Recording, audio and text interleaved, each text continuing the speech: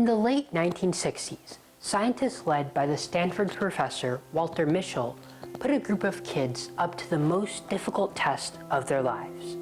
It was a test of sheer will, perseverance, determination, and self-discipline. We now know this test as the infamous Stanford Marshmallow experiment. For those of you unfamiliar with the Marshmallow experiment, here's a quick summary. Researchers sat a child at a table, and on the table was a single marshmallow. Then the researchers left the room after making it clear that they could eat the marshmallow whenever they wanted, but if they waited until the researcher came back, they would receive a second marshmallow. The results were, well, mixed. Some of the kids ate the marshmallow as soon as the researchers left.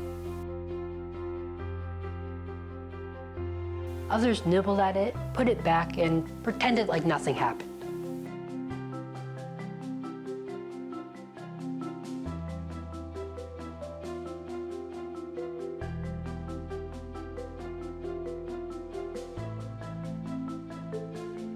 Other kids resisted the temptation of eating the marshmallow with no problems, and others avoided eating the marshmallow by keeping their attention away from it, be it sitting on their hands, singing, looking away, or physically pushing it out of sight.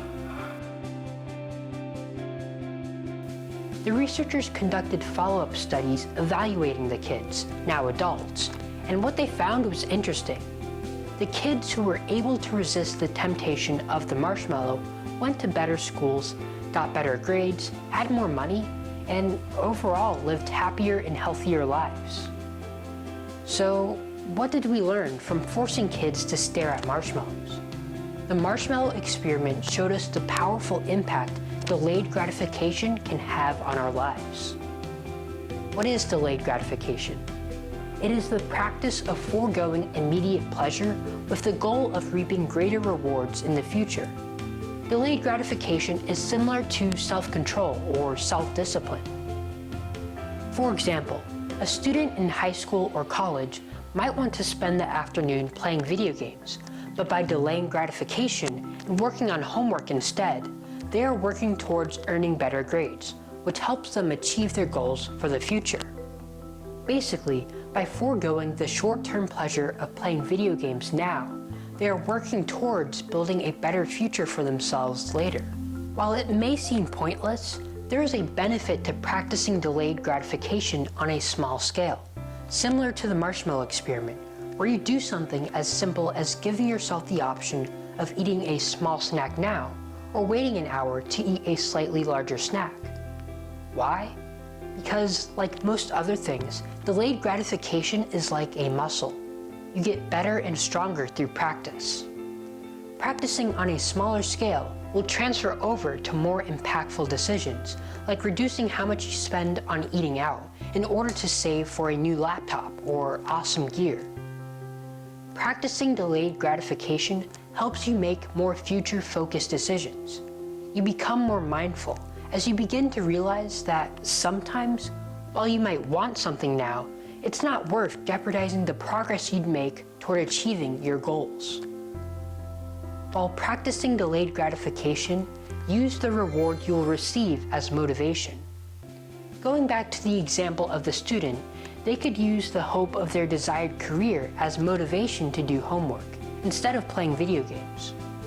When it comes to practicing delayed gratification, it helps me if I write down what I am hoping to gain from delaying gratification. I do this by using a table, which you will find linked in the description below.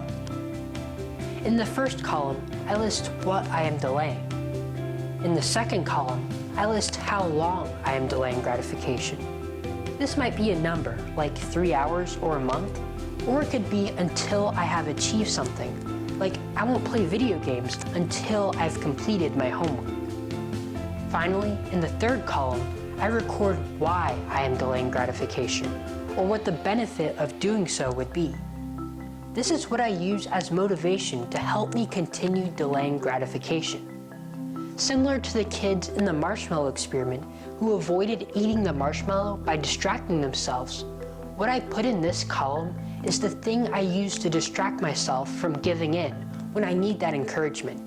If you want to learn more about delayed gratification, I would definitely suggest that you check out the book, The Marshmallow Test, Mastering Self-Control by Walter Mischel, and the blog post Mark Manson wrote on delayed gratification, both of which will be linked in the description below. Alright guys, that's it from me, but I would like to hear from you. Comment below on the tactics you've used to delay gratification. What have you given up in the short term for a greater reward later? Thanks for watching, and if you liked this video or it helped you in some way, go ahead and hit that like button. Subscribe if you haven't already, and hit the bell notification icon for updates as we post new videos. I'll see you in the next one.